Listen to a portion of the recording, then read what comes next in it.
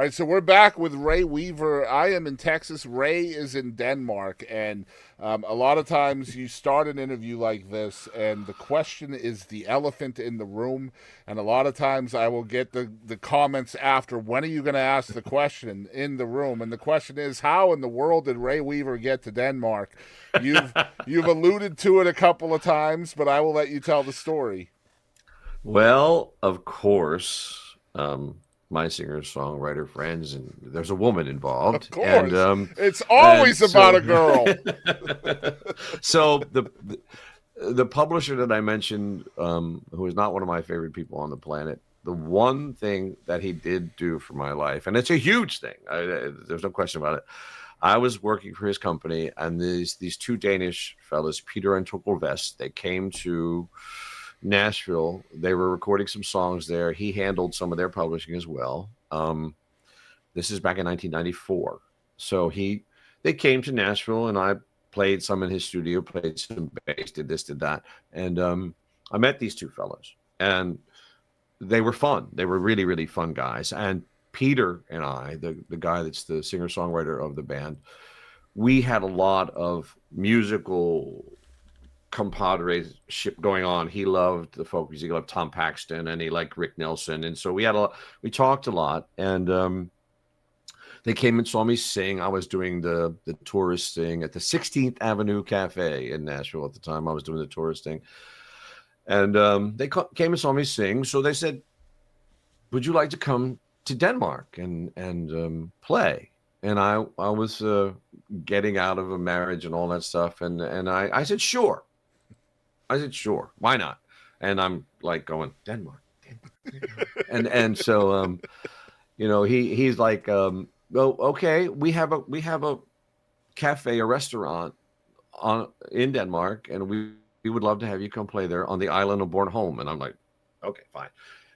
Truth is, I never thought I'd hear from these guys again. Come on. I mean, how many times is a singer songwriter in a room? Somebody says it. Yeah. And sure enough, next year, 95, about January, March or so, the publisher, who was also my agent at the time, he got an itinerary from those guys. Come to whatever, and start in May and then play until the end of the high season in the summer. This Bornholm is a tourist island in Denmark, so it gets really busy. Play for the tourists, blah blah blah.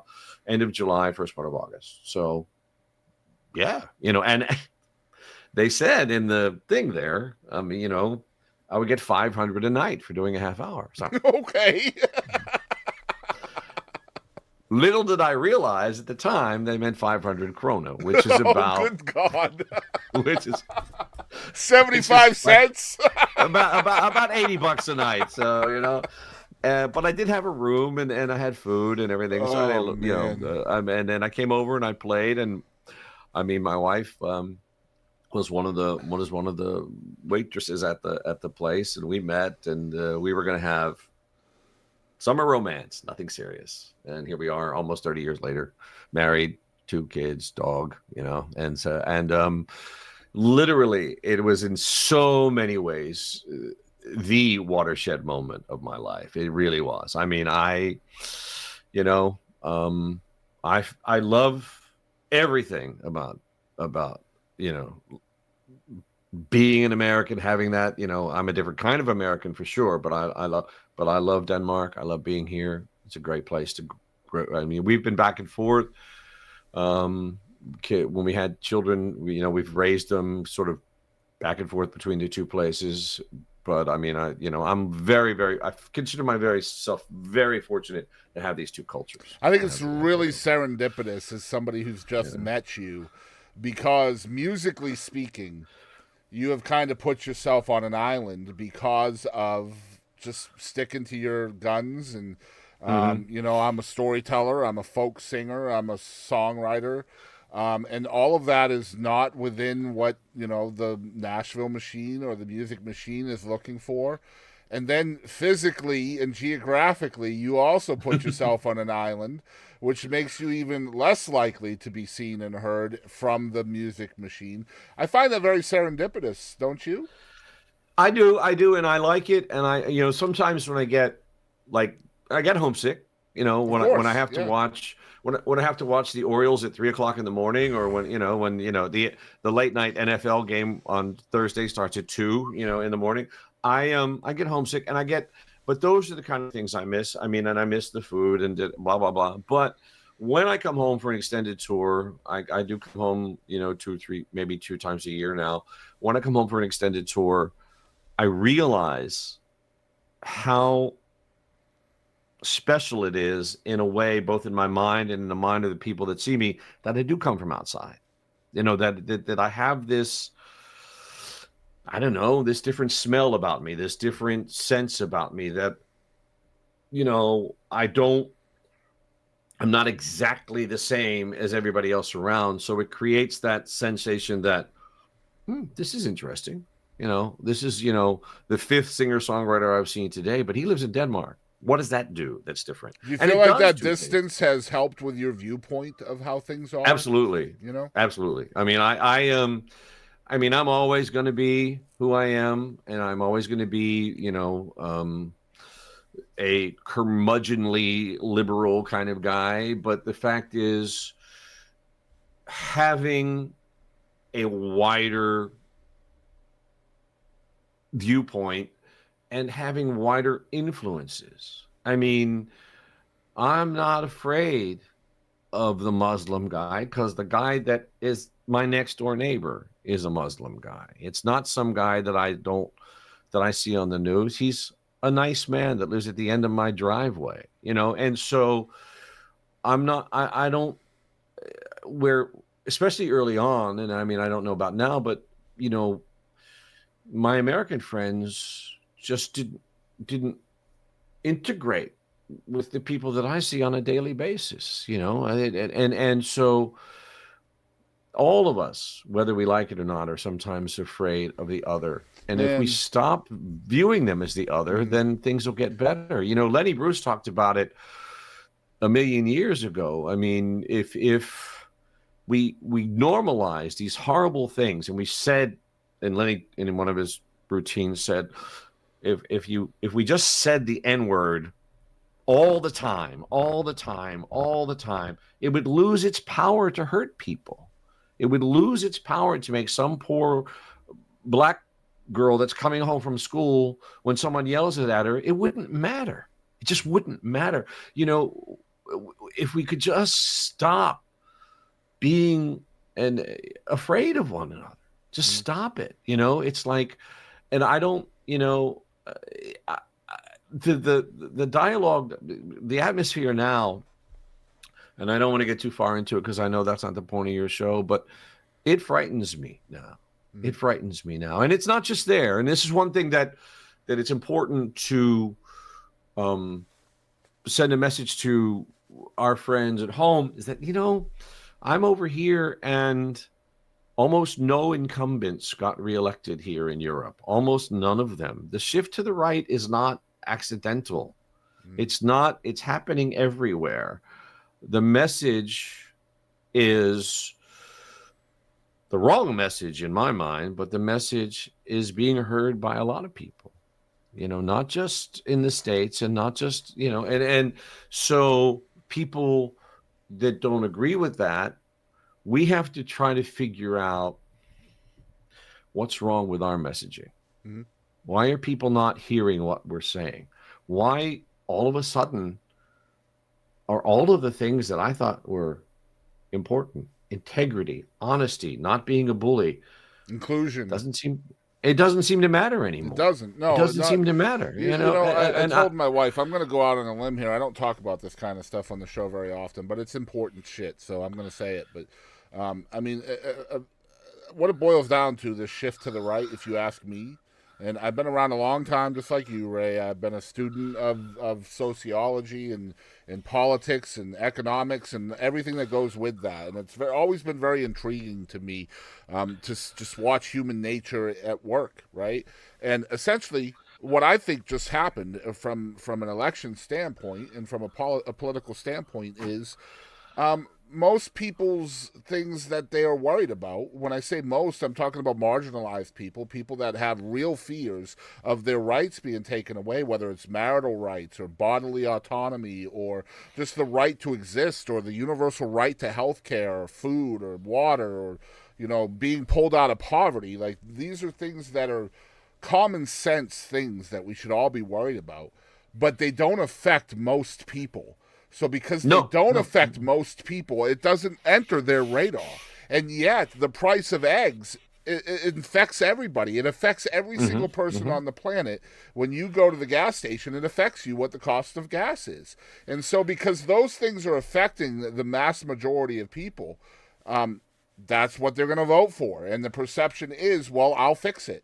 I'll fix it. And I know that's not just a nationalist thing from America. It's across the globe that people are saying, well, we'll fix this, and this affects you more than, George Floyd or Breonna Taylor or, all of the systemic racism and I see memes all the time that talk about people who exclude other people have never been excluded. Yeah, yeah. I mean, but you just hit it on the head. You and I couldn't be more aligned. It's a matter of, first of all, they're being sold a bill of goods, but we'll just move on from that. Of course. But the fact of the matter is, we don't do our side any good by mocking someone because they decided to vote for the price of milk and eggs and butter. Because a single mother out there that needs to buy milk and eggs and butter, this is her concern. Absolutely. This is what she's concerned about. Yeah. This is what so to mock her and to say that she doesn't care about other things because that's her concern. Buddy, I've been in that place where I got kids and I can't afford milk and eggs and butter. I mean, one of the reasons that you asked me about coming to Denmark, I remember very, very clearly. I was in the States. We had come home for a little while. I was in the States. I was walking through a supermarket, and I had my daughter, Sandy, with me. My older daughter lives in Nashville, and she wanted a coloring book, like a 49-cent coloring book. And I thought, I can't afford that. I can't afford that right now. And then I thought, you know what? Next month, the tourist season starts up again in Denmark, and I can make, $500 a day. I'm going back, and I'm going to go make some money. Yeah. And that, I've been in that position where I'm like looking at stuff saying, can I, and so we cannot, as concerned people about all of the things you talk about, body autonomy, civil rights, I mean, all of that stuff is close to my heart, has to be up close to my heart, will always be close to my heart. But we cannot demonize people who are worried about not being able to feed their kids. We just can't. The ironic thing, Ray, is we are both straight, white, cisgender men. And unfortunately speaking, we collectively, you and myself, have the absolute least to be worried about. Absolutely. And yet I know from your posts, and I'm sure you feel the same about the stuff that I put out there, we are worried the most. I am. For the people that do not look like us, do not love like us, do not, whatever. And that says it all. It says it all. I wore, just real quick, I wore purple hair. I have no hair now. That's a different story. But I wore purple hair for over 2 years. Just so I could wear my alliedness proudly out there. It's so funny that you should say that, because I mean, I look a certain way, and I'm a large, very obviously American looking kind of guy. So sometimes people that look the same way, especially if I'm wearing my Ravens t-shirt or something like that, they'll think I'm an advocate, and they'll come up and they'll say something incredibly racist in my ear, or incredibly, whatever. And I'll be like, don't fucking talk to me that way. Exactly. I mean, and I'm like, don't talk to me that way, and they're shocked.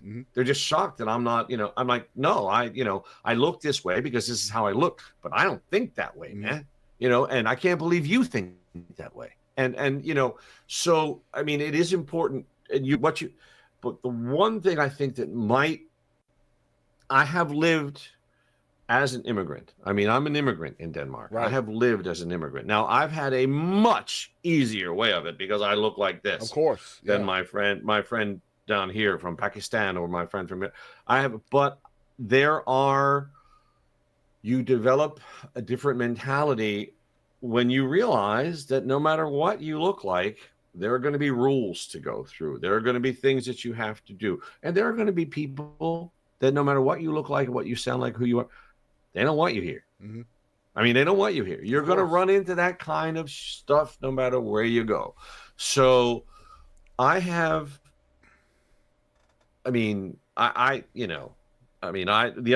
other day, was it yesterday? Yesterday, I posted a video of myself singing Woody Guthrie's Deportees. Mm-hmm. I can't believe we're doing this again, bro. I can't believe we're doing it again.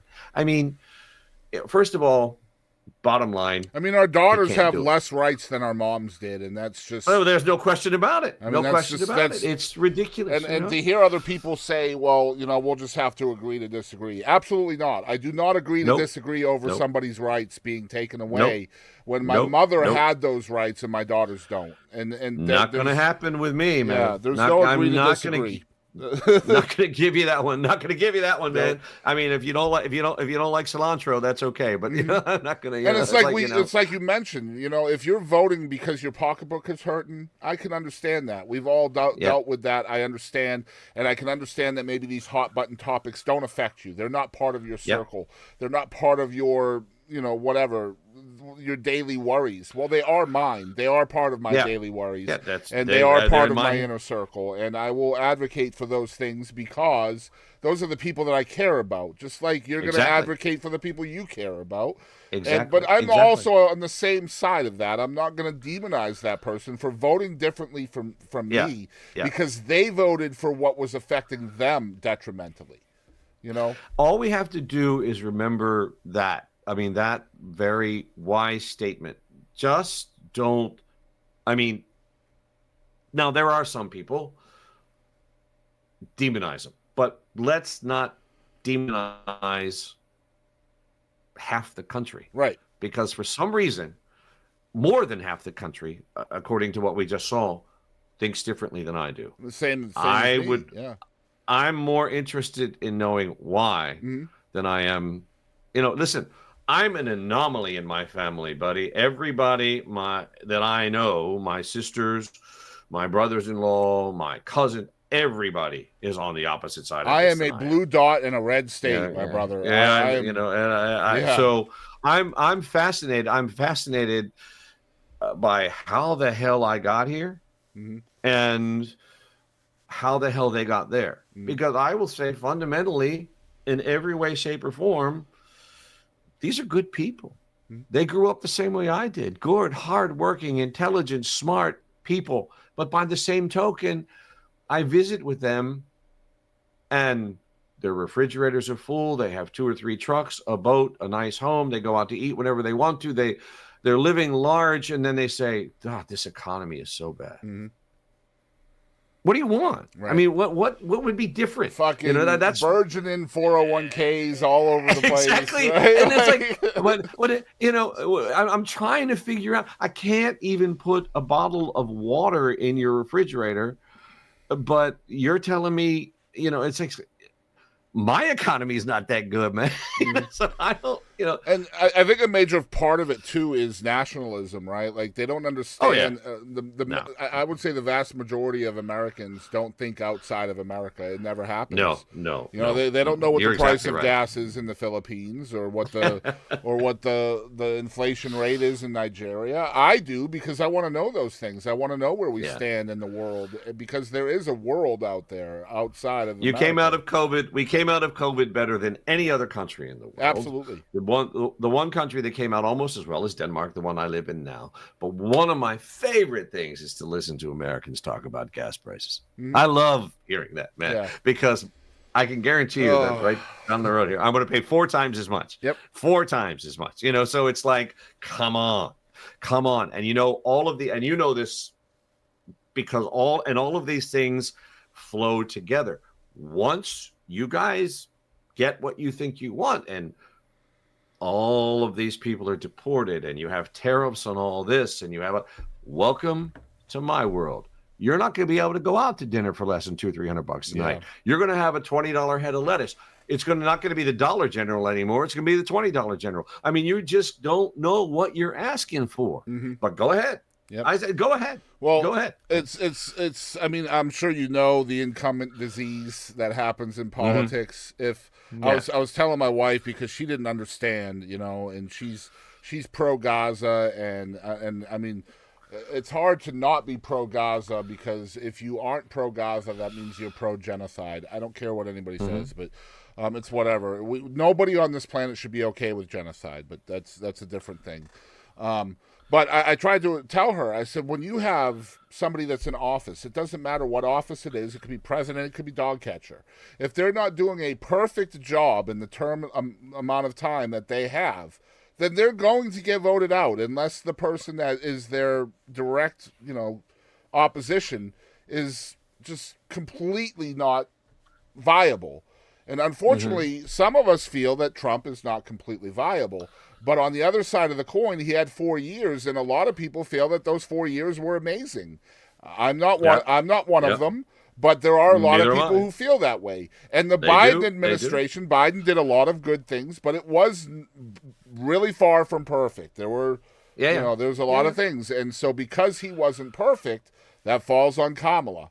And even though it's not really her responsibility, and then, you have to ramp up a campaign that starts like 70 days before or whatever it was, if you don't have a perfect administration, if you're the incumbent, you're already fighting uphill. And, it's just, I call it the incumbent disease. I mean, you look at George W. Bush, the original George Bush, the man won a war and only got 4 years. Yep. And I mean, it literally, you're right on the money, but she had 103 days. The messaging was a little whatever. And whether or not it's correct, that's not the point. The point is that President Biden's administration was not popular. And she was very careful about not distancing herself too far from the president. I think that was a mistake. It was a huge mistake. People wanted to hear her say, I'm going to do all this differently. I'm going to do this and this and this. And, so it just basically became. Honestly, from somebody who studies this stuff, it was an impossible situation for her. Yeah. Because she absolutely should try to, tout the wins of the administration, which there were many wins. Many. Yeah, but in order to tout those wins, you also have to accept the losses. And she wasn't willing to accept the losses, and she wasn't vocal enough about accepting the losses. I feel if she would have just came out and said, yeah, we fucked that up. Yeah, the border is fucked up, and we didn't do anything about it, and I think it would have been met with a little bit different circumstance. But you're right. I love that we could talk about politics tonight. I know you were. a little bit apprehensive about that. I am as well. I'm a political songwriter, man. It's okay. Well, I mean, I knew what I was getting into. It's all good. And of course, Cliff goes our way as well. And really, it's for me. It boils down to the word kindness, and this isn't a political. That's all it is. Yeah, it's not a political statement for me. It's all about being kind to people, and that's what rules my world. I try to be as kind to people as I can because, we have a very finite time on this planet, and we should use that for good. And kindness is far more effortless than trying to be mean to somebody all the time. And that brings me, to the other group of people. Like I said, the vast majority of the country is just trying to get by, and they're going to vote on the things that directly affect them. But then you have the other group of people that is just looking for justification for the way they feel and the way they hate and the way they lash out at other people. And they feel like they get that justification or that right to do that by who they vote for. And those people, I don't know how you can be like that. I just don't. No, I don't either. Like, I can't fathom that being your identity. You know what I mean? And you can tell that I'm just tensing up here. Because I can't either. I just can't. I just don't know why you would accept that as your identity. Like, you get one shot at this time on the planet, and that's the hill you're on. Like, that's the hill you're on. But yeah. But anyway,